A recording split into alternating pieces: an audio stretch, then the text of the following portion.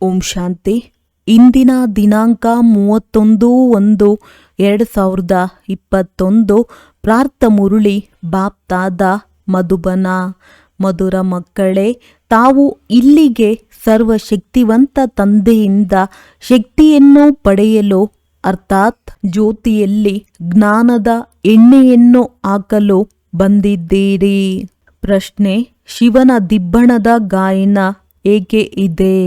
ಉತ್ತರ: ಏಕೆಂದರೆ ಶಿವತಂದೆಯು ಯಾವಾಗ ಹಿಂತಿರುಗಿ ಹೋಗುವರೋ ಆಗ ಎಲ್ಲ ಆತ್ಮಗಳ ಸಮೂಹವು ಹಿಂದೆ ಓಡಿ ಹೋಗುತ್ತದೆ.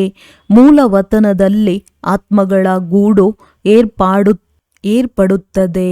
ನೀವು ಪವಿತ್ರರಾಗುವ ಮಕ್ಕಳು ತಂದೆಯ ಜೊತೆಯಲ್ಲಿ ಹೋಗುತ್ತೀರಿ. ಜೊತೆಯ ಕಾರಣವೇ ಶಿವನ ಮೆರವಣಿಗೆ ಅರ್ಥಾತ್ ದಿಬ್ಬಣದ ಗಾಯನವಿದೆ. ಓಂ ಶಾಂತಿ. ಮಕ್ಕಳು ಮೊಟ್ಟ ಮೊದಲಿಗೆ ಒಂದೇ ಮಾತನ್ನು ತಿಳಿದುಕೊಳ್ಳಬೇಕಾಗಿದೆ. ನಾವೆಲ್ಲರೂ ಸಹೋದರರಾಗಿದ್ದೇವೆ ಮತ್ತು ಅವರು ಎಲ್ಲರ ತಂದೆಯಾಗಿದ್ದಾರೆ. ಅವರಿಗೆ ಸರ್ವಶಕ್ತಿವಂತನೆಂದು ಹೇಳಲಾಗುತ್ತದೆ. ನಿಮ್ಮಲ್ಲಿಯೂ ಸರ್ವಶಕ್ತಿಗಳಿತ್ತು. ನೀವು ವಿಶ್ವದ ಮೇಲೆ ರಾಜ್ಯ ಮಾಡುತ್ತಿದ್ದೀರಿ. ಭಾರತದಲ್ಲಿಯೇ ಈ ದೇವಿ ದೇವತೆಗಳ ರಾಜ್ಯವಿತ್ತು. ಅಂದರೆ ನೀವು ಮಕ್ಕಳ ರಾಜ್ಯವಿತ್ತು.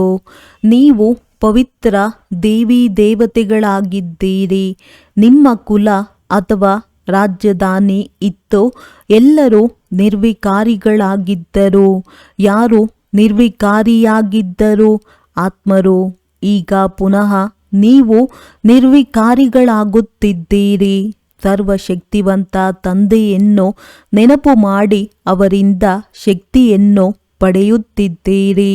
ತಂದೆಯೇ ತಿಳಿಸಿದ್ದಾರೆ, ಆತ್ಮವೇ 84 ಜನ್ಮಗಳ ಪಾತ್ರವನ್ನಭಿನಯಿಸುತ್ತದೆ.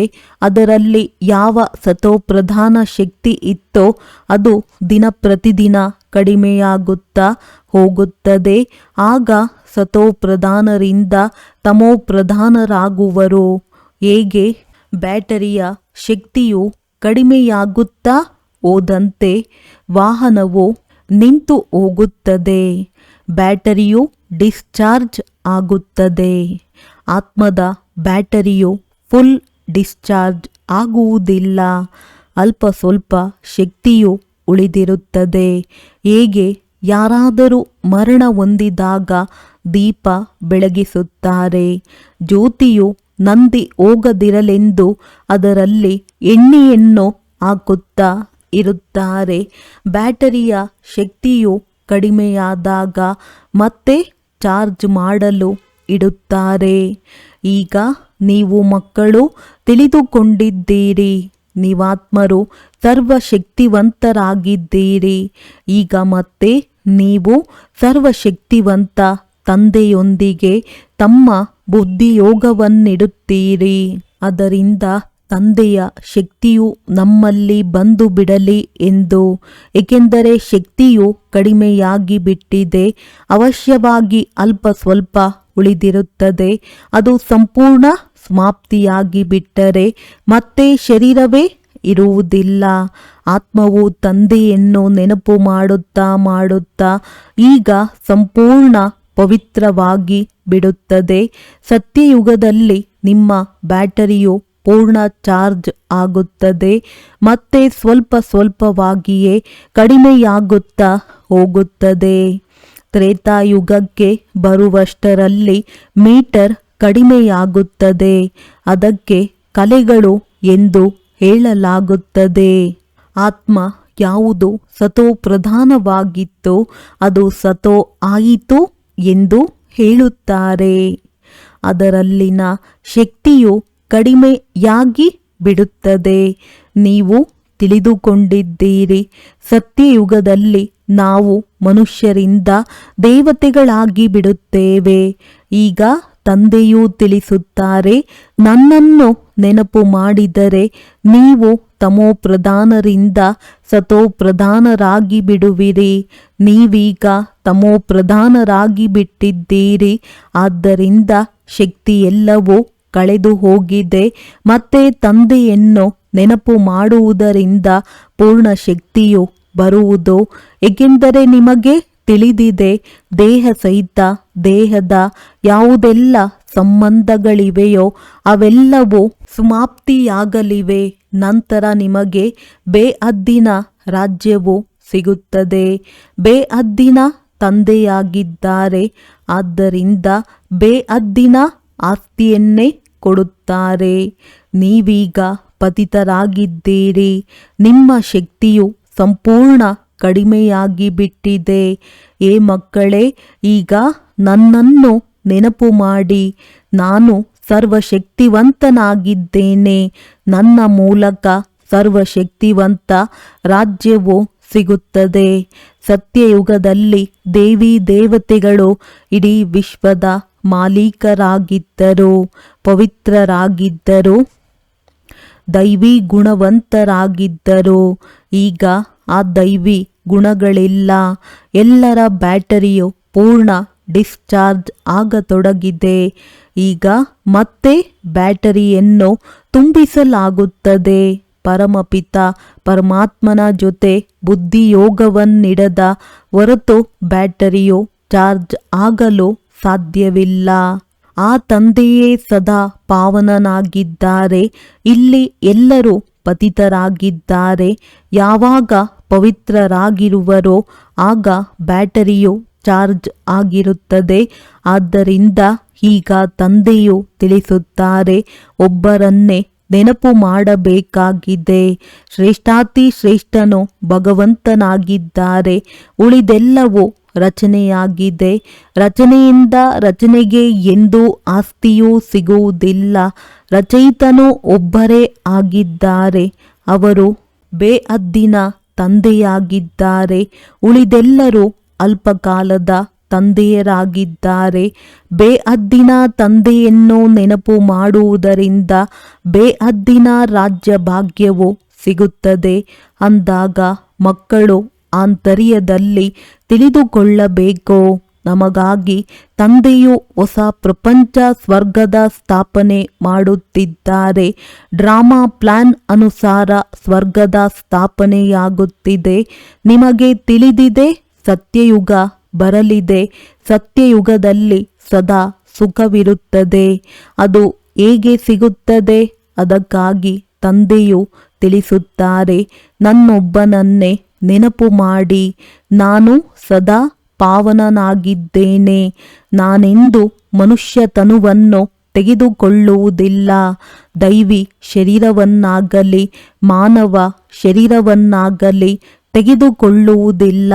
ಅರ್ಥಾತ್ ನಾನು ಜನನ ಮರಣದಲ್ಲಿ ಬರುವುದಿಲ್ಲ. ಕೇವಲ ನೀವು ಮಕ್ಕಳಿಗೆ ಸ್ವರ್ಗದ ರಾಜ್ಯ ಭಾಗ್ಯವನ್ನು ಕೊಡಲು ಇವರ 60 ವರ್ಷದ ವಾನಪ್ರಸ್ಥ ಸ್ಥಿತಿಯಲ್ಲಿ ಇವರ ತನುವಿನಲ್ಲಿ ಬರುತ್ತೇನೆ. ಇವರೇ ಪೂರ್ಣ ಸತೋಪ್ರಧಾನರಿಂದ ತಮೋಪ್ರಧಾನನಾಗಿದ್ದಾರೆ. ನಂಬರ್ 1 ಸರ್ವಶ್ರೇಷ್ಠನು ಭಗವಂತನಾಗಿದ್ದಾರೆ. ಅವರ ನಂತರ ಸೂಕ್ಷ್ಮವತನವಾಸಿ ಬ್ರಹ್ಮ, ವಿಷ್ಣು, ಶಂಕರನಿದ್ದಾರೆ.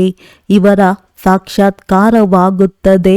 ಸೂಕ್ಷ್ಮವತನವು ಮಧ್ಯದಲ್ಲಿದೆ. ಎಲ್ಲವೇ ಅಲ್ಲಿ ಶರೀರವಿರಲು ಸಾಧ್ಯವಿಲ್ಲ. ಸೂಕ್ಷ್ಮ ಶರೀರವನ್ನು ಕೇವಲ ದಿವ್ಯ ದೃಷ್ಟಿಯಿಂದ ನೋಡಲಾಗುತ್ತದೆ. ಮನುಷ್ಯ ಸೃಷ್ಟಿಯು ಇಲ್ಲಿದೆ. ಉಳಿದಂತೆ ಅವರು ಕೇವಲ ಸಾಕ್ಷಾತ್ಕಾರಕ್ಕಾಗಿ ಫರಿಷ್ಠೆಗಳಿದ್ದಾರೆ. ನೀವು ಮಕ್ಕಳೂ ಸಹ ಅಂತಿಮದಲ್ಲಿ ಸಂಪೂರ್ಣ ಪವಿತ್ರರಾದಾಗ ನಿಮ್ಮದ್ದು ಸಾಕ್ಷಾತ್ಕಾರವಾಗುತ್ತದೆ. ಇಂತಹ ಫರಿಷ್ಠೆಗಳಾಗಿ ನಂತರ ಸತ್ಯಯುಗದಲ್ಲಿ ಇಲ್ಲಿಗೆ ಬಂದು ಸ್ವರ್ಗದ ಮಾಲೀಕರಾಗುತ್ತೀರಿ. ಈ ಬ್ರಹ್ಮರವರು ಯಾವುದೇ ವಿಷ್ಣುವನ್ನು ನೆನಪು ಮಾಡುವುದಿಲ್ಲ. ಇವರೂ ಸಹ ಶಿವತಂದೆಯನ್ನು ನೆನಪು ಮಾಡುತ್ತಾರೆ ಮತ್ತು ನಂತರ ಈ ವಿಷ್ಣುವಾಗುತ್ತಾರೆ. ಇವರು ಹೇಗೆ ರಾಜ್ಯ ಪಡೆದರು ಎಂಬುದನ್ನು ತಿಳಿದುಕೊಳ್ಳಬೇಕಲ್ಲವೇ? ರಾಜ್ಯಕ್ಕಾಗಿ ಯಾವುದೇ ಯುದ್ಧ ಇತ್ಯಾದಿಗಳಂತೂ ಆಗುವುದಿಲ್ಲ. ದೇವತೆಗಳು ಹಿಂಸೆಯನ್ನು ಹೇಗೆ ಮಾಡುವರು? ಈಗ ನೀವು ಮಕ್ಕಳು ತಂದೆಯನ್ನು ನೆನಪು ಮಾಡಿ ರಾಜ್ಯ ಭಾಗ್ಯವನ್ನು ತೆಗೆದುಕೊಳ್ಳುತ್ತೀರಿ. ಯಾರಾದರೂ ನಂಬಲಿ ನಂಬದಿರಲಿ, ಗೀತೆಯಲ್ಲಿಯೂ ಇದೇ ಇದೆ. ಏ ಮಕ್ಕಳೇ, ದೇಹ ಸಹಿತ ದೇಹದ ಎಲ್ಲ ಧರ್ಮಗಳನ್ನು ಬಿಟ್ಟು ನನ್ನೊಬ್ಬನನ್ನೇ ನೆನಪು ಮಾಡಿ. ಮಮತೆಯನ್ನಿಟ್ಟುಕೊಳ್ಳಲು ಅವರಿಗಂತೂ ದೇಹವೇ ಇಲ್ಲ. ಸ್ವಲ್ಪ ಸಮಯಕ್ಕಾಗಿ ನಾನು ಇವರ ಶರೀರದ ಆಧಾರವನ್ನು ತೆಗೆದುಕೊಳ್ಳುತ್ತೇನೆ. ಇಲ್ಲವೆಂದರೆ ಜ್ಞಾನವನ್ನು ಹೇಗೆ ಕೊಡಲಿ?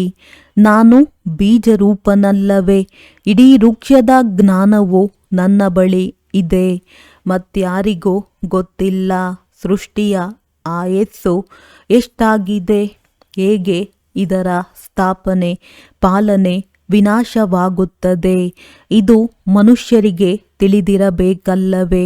ಮನುಷ್ಯರೇ ಓದುತ್ತಾರೆ, ಪ್ರಾಣಿಗಳಂತೂ ಓದುವುದಿಲ್ಲ ಅಲ್ಲವೇ? ಅವರು ಲೌಕಿಕ ವಿದ್ಯೆಯನ್ನು ಓದುತ್ತಾರೆ. ಇಲ್ಲಿ ತಂದೆಯು ನಿಮಗೆ ಪಾರಲೌಕಿಕ ವಿದ್ಯೆಯನ್ನು ಓದಿಸುತ್ತಾರೆ. ಇದರಿಂದ ನಿಮ್ಮನ್ನು ಬೇಹದ್ದಿನ ಮಾಲೀಕರನ್ನಾಗಿ ಮಾಡುತ್ತಾರೆ ಅಂದಾಗ ಇದನ್ನು ತಿಳಿಸಬೇಕು. ಯಾವುದೇ ಮನುಷ್ಯರಿಗೆ ಅಥವಾ ದೇಹಧಾರಿಗಳಿಗೆ ಭಗವಂತನೆಂದು ಹೇಳಲಾಗುವುದಿಲ್ಲ. ಬ್ರಹ್ಮ, ವಿಷ್ಣು, ಶಂಕರರಿಗೂ ಸಹ ಸೂಕ್ಷ್ಮ ದೇಹವಿದೆ ಎಲ್ಲವೇ? ಇವರ ಹೆಸರೇ ಬೇರೆಯಾಗಿದೆ. ಇವರಿಗೆ ಭಗವಂತನೆಂದು ಹೇಳಲಾಗುವುದಿಲ್ಲ. ಈ ಶರೀರವಂತೂ ಈ ದಾದಾರವರ ಆತ್ಮದ ಸಿಂಹಾಸನವಾಗಿತ್ತು, ಅಕಾಲ ಸಿಂಹಾಸನವಲ್ಲವೇ? ಹಿರಿಯ ವ್ಯಕ್ತಿಗಳು ಅಲ್ಲಿ ಅಕಾಲ ಸಿಂಹಾಸನದ ಮೇಲೆ ಹೋಗಿ ಕುಳಿತುಕೊಳ್ಳುತ್ತಾರೆ. ವಾಸ್ತವದಲ್ಲಿ ತಂದೆಯು ತಿಳಿಸುತ್ತಾರೆ, ಇವೆಲ್ಲ ಶರೀರಗಳು ಅಕಾಲ ಆತ್ಮರ ಸಿಂಹಾಸನಗಳಾಗಿವೆ. ಅಕಾಲ ಆತ್ಮನನ್ನು ಕಾಲವು ಕಬ್ಬಳಿಸಲು ಸಾಧ್ಯವಿಲ್ಲ. ಆ ಸಿಂಹಾಸನಗಳಂತೂ ಬದಲಾಗುತ್ತಿರುತ್ತವೆ. ಅಕಾಲ ಮೂರ್ತಿ ಆತ್ಮವು ಈ ಸಿಂಹಾಸನದ ಮೇಲೆ ಕುಳಿತುಕೊಳ್ಳುತ್ತದೆ. ಮೊದಲು ಚಿಕ್ಕ ಸಿಂಹಾಸನವಿರುತ್ತದೆ, ನಂತರ ಬೆಳವಣಿಗೆಯಾಗುತ್ತಾ ದೊಡ್ಡದಾಗುತ್ತದೆ. ಆತ್ಮವು ಒಂದು ಶರೀರವನ್ನು ಬಿಟ್ಟು ಇನ್ನೊಂದನ್ನು ತೆಗೆದುಕೊಳ್ಳುತ್ತದೆ. ಆತ್ಮವು ಅಕಾಲನಾಗಿದೆ, ಬಾಕಿ ಅದರಲ್ಲಿ ಒಳ್ಳೆಯ ಅಥವಾ ಕೆಟ್ಟ ಸಂಸ್ಕಾರವಿರುತ್ತದೆ. ಆದ್ದರಿಂದಲೇ ಇದು ಕರ್ಮಗಳ ಫಲವೆಂದು ಹೇಳುತ್ತಾರೆ. ಆತ್ಮವೆಂದು ವಿನಾಶವಾಗುವುದಿಲ್ಲ. ಆತ್ಮದ ತಂದೆಯೂ ಒಬ್ಬರೇ ಆಗಿದ್ದಾರೆ. ಇದನ್ನು ತಿಳಿದುಕೊಳ್ಳಬೇಕಲ್ಲವೇ? ಈ ತಂದೆಯು ಯಾವುದೇ ಶಾಸ್ತ್ರಗಳ ಮಾತನ್ನು ತಿಳಿಸುತ್ತಾರೆಯೇ? ಶಾಸ್ತ್ರ ಇತ್ಯಾದಿಗಳನ್ನು ಓದುವುದರಿಂದ ಹಿಂತಿರುಗಿ ಯಾರೂ ಹೋಗಲು ಸಾಧ್ಯವಿಲ್ಲ. ಅಂತ್ಯದಲ್ಲಿ ಎಲ್ಲರೂ ಹೋಗುವರು. ಹೇಗೆ ಹಕ್ಕಿಗಳ ಅಥವಾ ಜೇನುನೊಣಗಳ ಹಿಂಡು ಹೋಗುತ್ತದೆ ಎಲ್ಲವೇ? ಜೇನುನೊಣಗಳಲ್ಲಿಯೂ ರಾಣಿ ನೊಣವಿರುತ್ತದೆ, ಅದರ ಹಿಂದೆ ಎಲ್ಲವೂ ಹೋಗುತ್ತವೆ. ಅಂತಿಮದಲ್ಲಿ ತಂದೆಯು ಹೋದಾಗಲೂ ಸಹ ಅವರ ಹಿಂದೆ ಎಲ್ಲ ಆತ್ಮರು ಹೋಗುವರು. ಅಲ್ಲಿ ಮೂಲ ವತನದಲ್ಲಿ ಎಲ್ಲ ಆತ್ಮರ ಹೇಗೆ ಗೂಡು ತಯಾರಾಗಿ ಬಿಡುತ್ತದೆ. ಇಲ್ಲಿ ಮನುಷ್ಯರ ಸಮೂಹವಾಗಿದೆ ಅಂದಾಗ ಈ ಸಮೂಹವೂ ಸಹ ಒಂದು ದಿನ ತಂದೆಯ ಹಿಂದೆ ಓಡುವುದು. ತಂದೆಯು ಬಂದು ಎಲ್ಲ ಆತ್ಮರನ್ನು ಕರೆದುಕೊಂಡು ಹೋಗುತ್ತಾರೆ. ಶಿವನ ದಿಬ್ಬಣ ಎಂದು ಹೇಳಲಾಗುತ್ತದೆ. ಮಕ್ಕಳೆಂದಾದರೂ ಹೇಳಿ ಅಥವಾ ಪ್ರಿಯತಮೆಯರೆಂದಾದರೂ ಹೇಳಿ, ತಂದೆಯು ಬಂದು ಮಕ್ಕಳಿಗೆ ಓದಿಸಿ ನೆನಪಿನ ಯಾತ್ರೆಯನ್ನು ಕಲಿಸುತ್ತಾರೆ. ಪವಿತ್ರರಾಗದೆ ಆತ್ಮವು ಹಿಂತಿರುಗಿ ಹೋಗಲು ಸಾಧ್ಯವಿಲ್ಲ. ಯಾವಾಗ ಪವಿತ್ರವಾಗಿ ಬಿಡುವುದೋ ಆಗ ಮೊಟ್ಟಮೊದಲು ಶಾಂತಿಧಾಮಕ್ಕೆ ಹೋಗುವುದು. ಅಲ್ಲಿ ಹೋಗಿ ಎಲ್ಲರೂ ನಿವಾಸ ಮಾಡುತ್ತೀರಿ. ಅಲ್ಲಿಂದ ಮತ್ತೆ ದಿನ ಕಳೆದಂತೆ ಬರುತ್ತಾ ಇರುತ್ತಾರೆ, ವೃದ್ಧಿಯಾಗುತ್ತಿರುತ್ತಾರೆ. ಹೇಳುತ್ತದೆ, ನೀವೇ ಮೊಟ್ಟ ಮೊದಲು ತಂದೆಯ ಹಿಂದೆ ಓಡುವಿರಿ. ನಿಮ್ಮದ್ದು ತಂದೆಯ ಜೊತೆ ಅಥವಾ ಪ್ರಿಯತಮೆಯರಿಗೆ ಪ್ರಿಯತಮನ ಜೊತೆ ಯೋಗವಿದೆ. ರಾಜಧಾನಿಯಾಗಬೇಕಾಗಿದೆ ಎಲ್ಲವೇ. ಎಲ್ಲರೂ ಒಟ್ಟಿಗೆ ಬರುವುದಿಲ್ಲ. ಅಲ್ಲಿ ಎಲ್ಲ ಆತ್ಮರ ಪ್ರಪಂಚವಾಗಿದೆ. ಅಲ್ಲಿಂದ ಎಲ್ಲ ಆತ್ಮರು ನಂಬರ್ ವಾರಾಗಿ ಬರುತ್ತಾರೆ. ವೃಕ್ಷವು ನಿಧಾನವಾಗಿ ವೃದ್ಧಿ ಹೊಂದುತ್ತದೆ. ಮೊಟ್ಟ ಮೊದಲು ಆದಿ ಸನಾತನ ದೇವಿ ದೇವತಾ ಧರ್ಮವಿರುತ್ತದೆ. ಅದನ್ನು ತಂದೆಯು ಸ್ಥಾಪನೆ ಮಾಡುತ್ತಾರೆ. ಮೊಟ್ಟ ಮೊದಲು ನಮ್ಮನ್ನು ಬ್ರಾಹ್ಮಣರನ್ನಾಗಿ ಮಾಡುತ್ತಾರೆ. ಪ್ರಜಾಪಿತ ಬ್ರಹ್ಮನಲ್ಲವೇ. ಪ್ರಜೆಗಳೆಲ್ಲರೂ ಸಹೋದರ ಸಹೋದರಿಯರಾಗುತ್ತೀರಿ. ಬ್ರಹ್ಮ ಕುಮಾರ ಕುಮಾರಿಯರು ಅನೇಕರಿದ್ದಾರೆ. ಅಂದ ಮೇಲೆ ನಿಶ್ಚಯ ಬುದ್ಧಿಯವರಾಗಿರುವ ಕಾರಣವೇ ಇಷ್ಟೊಂದು ಮಂದಿ ಆಗಿದ್ದಾರೆ. ಬ್ರಾಹ್ಮಣರು ಎಷ್ಟು ಮಂದಿ ಇರಬಹುದು? ಪಕ್ಕಾ ಇದ್ದಾರೆಯೇ ಅಥವಾ ಕಚ್ಚಾ ಇದ್ದಾರೆಯೇ? ಕೆಲವರು 99 ಅಂಕಗಳನ್ನು ತೆಗೆದುಕೊಳ್ಳುತ್ತಾರೆ, ಕೆಲವರು 10 ಅಂಕಗಳನ್ನು ತೆಗೆದುಕೊಳ್ಳುತ್ತಾರೆ. ಅಂದ ಮೇಲೆ ಇವರು ಕಚ್ಚಾ ಆದರಲ್ಲವೇ. ನಿಮ್ಮಲ್ಲಿಯೂ ಯಾರು ಪಕ್ಕಾ ಇದ್ದಾರೆಯೋ ಅವರು ಅವಶ್ಯವಾಗಿ ಮೊದಲು ಬರುತ್ತಾರೆ. ಕಚ್ಚಾ ಇರುವವರು ಕೊನೆಯಲ್ಲಿ ಬರುತ್ತಾರೆ. ಇದು ಪಾತ್ರಧಾರಿಗಳ ಪ್ರಪಂಚವಾಗಿದೆ. ಸುತ್ತುತ್ತಿರುತ್ತದೆ. ಸತ್ಯಯುಗ, ತ್ರೇತ, ದ್ವಾಪರ, ಇದು ಪುರುಷೋತ್ತಮ ಸಂಗಮ ಯುಗವಾಗಿದೆ. ಇದನ್ನು ಈಗ ತಂದೆಯೂ ತಿಳಿಸಿದ್ದಾರೆ. ಮೊದಲು ನಾವು ಸಹ ಕಲ್ಪದ ಆಯಸ್ಸು ಲಕ್ಷಾಂತರ ವರ್ಷಗಳೆಂದು ಉಲ್ಟಾ ತಿಳಿದುಕೊಳ್ಳುತ್ತಾ ಬಂದೆವು. ಈಗ ತಂದೆಯೂ ತಿಳಿಸಿದ್ದಾರೆ, ಇದು ಪೂರ್ಣ 5000 ವರ್ಷಗಳ ಚಕ್ರವಾಗಿದೆ. ಅರ್ಧಕಲ್ಪ ರಾಮರಾಜ್ಯ, ಅರ್ಧಕಲ್ಪ ರಾವಣ ರಾಜ್ಯವಾಗಿದೆ. ಲಕ್ಷಾಂತರ ವರ್ಷಗಳ ಕಲ್ಪವಾಗಿದ್ದರೆ ಅರ್ಧವಾಗಿ ವಿಂಗಡಿಸಲು ಸಾಧ್ಯವಿಲ್ಲ. ದುಃಖ ಮತ್ತು ಸುಖದ ಈ ಪ್ರಪಂಚವು ಮಾಡಲ್ಪಟ್ಟಿದೆ. ಬೇಹದ್ದಿನ ಈ ಜ್ಞಾನವು ಬೇಹದ್ದಿನ ತಂದೆಯಿಂದ ಸಿಗುತ್ತದೆ. ಶಿವ ತಂದೆಯ ಶರೀರದ ಯಾವುದೇ ಹೆಸರಿಲ್ಲ. ಈ ಶರೀರವು ದಾದಾರವರದ್ದಾಗಿದೆ. ತಂದೆಯು ಎಲ್ಲಿದ್ದಾರೆ? ಸ್ವಲ್ಪ ಸಮಯಕ್ಕಾಗಿ ಶರೀರವನ್ನು ಲೋನಾಗಿ ತೆಗೆದುಕೊಂಡಿದ್ದಾರೆ. ತಂದೆಯು ತಿಳಿಸುತ್ತಾರೆ, ನನಗೆ ಮುಖವಂತೂ ಬೇಕಲ್ಲವೇ? ಇಲ್ಲಿಯೂ ಗೋಮುಖವನ್ನು ಮಾಡಿದ್ದಾರೆ. ಪರ್ವತಗಳಿಂದ ಎಲ್ಲೆಲ್ಲಿಯೋ ನೀರು ಬರುತ್ತದೆ. ಇಲ್ಲಿ ಅದನ್ನು ಗೋಮುಖವನ್ನಾಗಿ ಮಾಡಿದ್ದಾರೆ. ಅದರಿಂದ ನೀರು ಬರುತ್ತದೆ. ಅದನ್ನು ಗಂಗಾ ಜಲವೆಂದು ತಿಳಿದು ತೆಗೆದುಕೊಳ್ಳುತ್ತಾರೆ. ಅಂದ ಮೇಲೆ ಗಂಗೆಯು ಎಲ್ಲಿಂದ ಬಂದಿತು? ಇದೆಲ್ಲವೂ ಸುಳ್ಳಾಗಿದೆ. ಸುಳ್ಳು ಕಾಯ, ಸುಳ್ಳು ಮಾಯೆ, ಎಲ್ಲವೂ ಸುಳ್ಳು ಪ್ರಪಂಚವಾಗಿದೆ. ಭಾರತವು ಸ್ವರ್ಗವಾಗಿದ್ದಾಗ ಸತ್ಯ ಕಂಡವೆಂದು ಹೇಳಲಾಗುತ್ತದೆ. ಮತ್ತೆ ಭಾರತವೇ ಹಳೆಯದಾದಾಗ ಸುಳ್ಳು ಕಂಡವೆಂದು ಹೇಳಲಾಗುತ್ತದೆ. ಈ ಸುಳ್ಳು ಖಂಡದಲ್ಲಿ ಯಾವಾಗ ಎಲ್ಲರೂ ಪತಿತರಾಗಿ ಬಿಡುವರೋ ಆಗ ಬಾಬಾ ನಮ್ಮನ್ನು ಪಾವನ ಮಾಡಿ ಈ ಹಳೆಯ ಪ್ರಪಂಚದಿಂದ ಕರೆದುಕೊಂಡು ಹೋಗಿ ಎಂದು ಕರೆಯುತ್ತಾರೆ. ತಂದೆಯು ತಿಳಿಸುತ್ತಾರೆ, ನನ್ನ ಮಕ್ಕಳೆಲ್ಲರೂ ಕಾಮಚಿತೆಯನ್ನೇರಿ ಕಪ್ಪಾಗಿ ಬಿಟ್ಟಿದ್ದಾರೆ. ತಂದೆಯು ಮಕ್ಕಳಿಗೆ ಕುಳಿತು ಹೇಳುತ್ತಾರೆ, ಮಕ್ಕಳೇ, ನೀವು ಸ್ವರ್ಗದ ಮಾಲೀಕರಾಗಿದ್ದೀರಲ್ಲವೇ? ಸ್ಮೃತಿ ಬಂದಿತಲ್ಲವೇ? ತಂದೆಯು ಇಡೀ ಪ್ರಪಂಚಕ್ಕೆ ತಿಳಿಸುವುದಿಲ್ಲ, ನೀವು ಮಕ್ಕಳಿಗೆ ತಿಳಿಸುತ್ತಾರೆ. ಇದರಿಂದ ನಮ್ಮ ತಂದೆಯು ಯಾರು ಎಂಬುದು ಅರ್ಥವಾಗಲಿ ಎಂದು. ಈ ಪ್ರಪಂಚಕ್ಕೆ ಮುಳ್ಳಿನ ಕಾಡೆಂದು ಹೇಳಲಾಗುತ್ತದೆ. ಎಲ್ಲದಕ್ಕಿಂತ ದೊಡ್ಡದು ಕಾಮದ ಮುಳ್ಳನ್ನು ಚುಚ್ಚುತ್ತಾರೆ. ಬಲೆ ಇಲ್ಲಿ ಅನೇಕ ಭಕ್ತರು ಇದ್ದಾರೆ, ಸಸ್ಯಾಹಾರಿಗಳಾಗಿದ್ದಾರೆ. ಆದರೆ ಅವರು ವಿಕಾರದಲ್ಲಿ ಹೋಗುವುದಿಲ್ಲವೆಂದಲ್ಲ. ಹಾಗೆ ಅನೇಕರು ಬಾಲಬ್ರಹ್ಮಚಾರಿಗಳು ಇರುತ್ತಾರೆ. ಬಾಲ್ಯದಿಂದಲೇ ಎಲ್ಲ ಚೀಚಿ ಪದಾರ್ಥಗಳನ್ನು ತಿನ್ನುವುದನ್ನು ತ್ಯಜಿಸುತ್ತಾರೆ. ನಿರ್ವಿಕಾರಿಗಳಾಗಿ ಎಂದು ಸನ್ಯಾಸಿಗಳು ಹೇಳುತ್ತಾರೆ. ಆ ಅಲ್ಪಕಾಲದ ಸನ್ಯಾಸವನ್ನು ಮನುಷ್ಯರೇ ಮಾಡಿಸುತ್ತಾರೆ. ಮತ್ತೆ ಇನ್ನೊಂದು ಜನ್ಮದಲ್ಲಿ ಗೃಹಸ್ಥಿಗಳ ಬಳಿಯೇ ಜನ್ಮ ಪಡೆದು ನಂತರ ಗೃಹಸ್ಥವನ್ನು ಬಿಟ್ಟು ಹೊರಟು ಹೋಗುತ್ತಾರೆ.